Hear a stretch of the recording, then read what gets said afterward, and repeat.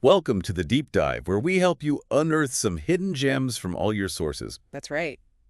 Today we're diving deep into 2 Corinthians 12:9. Ah, classic. You know this verse. Oh, yeah. We've got a treasure trove of sermons on it, ready to reveal some unexpected angles and illustrations that'll really inspire your teaching and preaching. Yeah, we've analyzed them. And we're going to skip the usual platitudes, you know? We're here for those aha moments and those sermon-ready gold nuggets that are really going to connect with your audience. Okay, so let's unpack this. Let's do it. One sermon from Las Lomas Community Church really stood out to me. Okay. They call it Grace Prints, which I think is such a brilliant concept. I love that. What do you think is so fascinating about it? Well, it moves away from that one-size-fits-all idea of grace. Mm-hmm. You know, it's saying that God's grace is uniquely tailored to each individual, like fingerprints. It's like fingerprints. Yeah. No twos are exactly alike. It's such a powerful visual, isn't it? It is. It's so easy to get stuck in those generic statements about grace. Right. Grace prints make it personal. Mm-hmm. It helps people see how God's grace is working in their own lives, even in their weaknesses. Absolutely. I think this concept could be a great way to help your congregation understand how God's grace is specifically designed for their individual needs and circumstances. Speaking of weaknesses, a sermon from Candace Church takes an interesting twist on the concept of surrender. Okay. I found their approach quite refreshing. I agree with you. Yeah. Yeah, they argue that it's not just about surrendering some areas of our lives to God, but about complete surrender. They use the analogy of a life script. We try to write it ourselves, but only when we hand it over to God does the story become truly powerful. So it's less about giving up and more about recognizing that God's plan is better than our own. Precisely. It's in that surrender that we truly tap into God's transformative power. It's a challenging message, but one that can resonate deeply with those who are struggling to find their place in God's story. Now, the Flame Church tackles a tough one when God says no. Ooh, that's a good one. They focus on finding contentment in God's will. Okay. Whether the answer is yes, no, or wait. I know this can be a difficult topic for people to grapple with. It is, and it raises an important question for your congregation. What's that? Can we still trust in God's goodness even when things don't go our way? It's a tough one.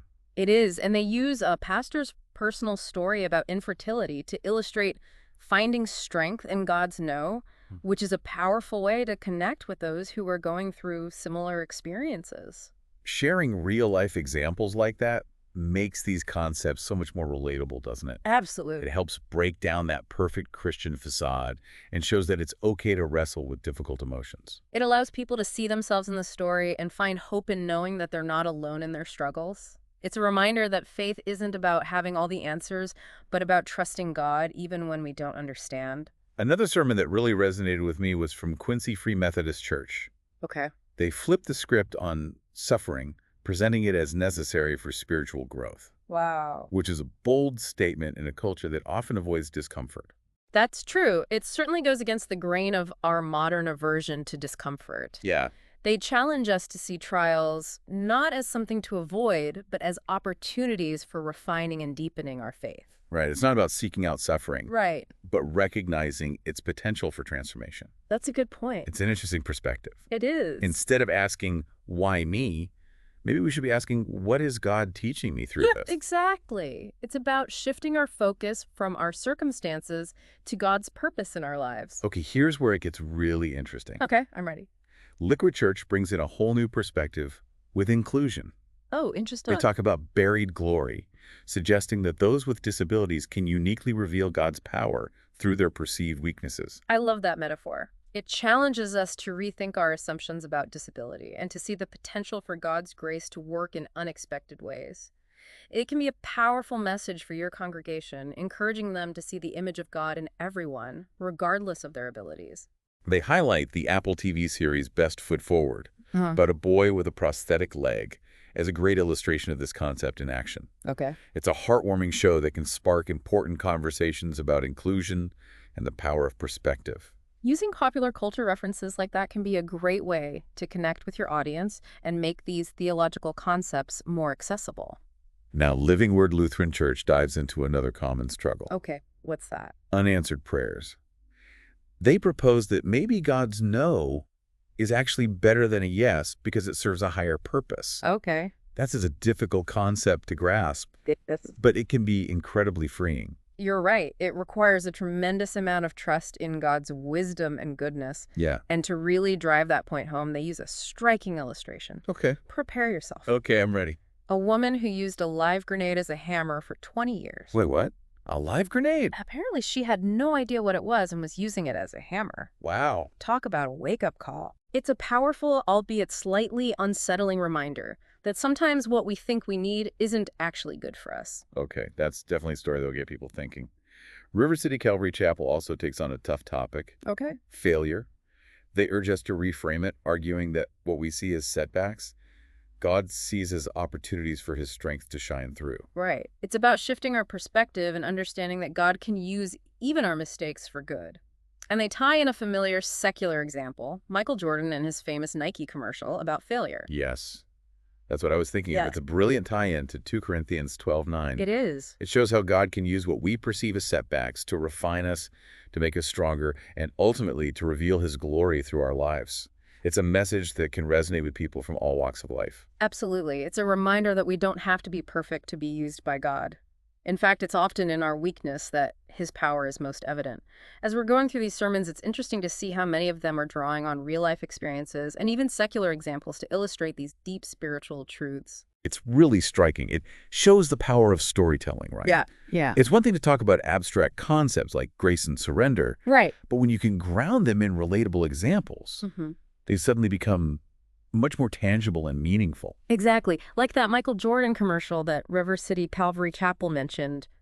Everyone knows that story. Oh, yeah. How he embraced failure as part of the journey to success. It's such a common human experience. Yeah, and tying it back to 2 Corinthians 12:9 is brilliant. It shows how God can use what we perceive as setbacks to refine us, make us stronger, and ultimately to reveal his glory through our lives. It's a great example of how you can take something familiar and use it to illuminate a deeper spiritual truth. Okay, so let's talk about Harvest Church. Okay. They have a slightly different take, focusing on finding strength and hope in God's grace. Okay. What were your thoughts on their approach? I found their use of the rock analogy to describe God particularly effective. It's a powerful image of anchoring ourselves in his strength, especially during times of weakness or uncertainty. Yes. It's a good reminder that we don't have to rely on our own limited strength. God's grace is always available to us, like a solid rock we can lean on. And that can be a very comforting message for your congregation, especially those who are going through difficult times. Now, Faith Church takes us in yet another direction, exploring grace, not just as a gift for salvation, but as something that empowers us to live out our purpose. Okay. This is a really important distinction to make. It is. Absolutely. They delve into the Greek word charis and explain how it goes beyond just unmerited favor. Charis also speaks to God's empowering presence, his active work in our lives that enables us to obey and grow spiritually. I love that. It moves us away from a passive view of grace and towards a more dynamic understanding of how God is constantly working in and through us. They use a simple but effective analogy. Groceries. Okay. We don't have the resources within ourselves to fulfill God's calling, but grace provides what we need, like a well-stocked pantry. That's such a great way to explain it. It makes the concept of grace much more practical and relatable. It's not just some abstract theological idea, but something that equips us for daily living. Okay, now Bath United Methodist Church caught my eye with their analogy. Yeah. They compare the thorns in our lives to those pesky stickers that cling to us. It's such a relatable image, isn't it? We all have those thorns, those weaknesses, struggles, or challenges that we just can't seem to shake. Yeah, and their point is that it's through those very thorns that God's strength is made perfect. It's a reminder that God doesn't waste our struggles. He uses them to shape us, mold us, and to make us more like Christ. It's a message that can be both challenging and encouraging for your congregation. It acknowledges the reality of suffering while also pointing to the hope that can be found in God's grace. This next sermon is so powerful. Which one is that? Reach Church Paramount uses the incredible story of Nick Vujicic, the motivational speaker born without limbs, Oh, wow. to illustrate the concept of strength in weakness. That's a powerful one. What stands out to you about Nick's story? His resilience just blows me away. His unwavering faith in the face of what most people would consider insurmountable challenges is truly inspiring. It's a living testament to the truth of 2 Corinthians 12:9, isn't it? It's when we acknowledge our limitations and lean fully on God's grace that his power truly shines through. Speaking of leaning on God's grace, Impact Community Indonesia talks about sufficient grace being more than just a one-time gift. Right. It's this constant provision, this ongoing empowerment that helps us stand firm in our faith. They bring in the Greek word charis here as well, suggesting it represents the divine ability God gives us to obey his word. So it's not just about wanting to obey, Right. but about being empowered to do so through his grace. It's a beautiful reminder that we're not in this alone. God is with us every step of the way, equipping us and strengthening us through his grace. Wow, we've covered a lot of ground here. Each sermon has offered a unique lens through which to view 2 Corinthians 12:9. It's amazing how much depth and richness there is to this one verse, and these pastors have done a fantastic job of bringing it to life in creative and engaging ways. I'm feeling so inspired right now. There are so many great ideas here that I can't wait to incorporate into my own teaching and preaching. It's so helpful to see how others are approaching this passage. I have a feeling your congregation will be equally inspired.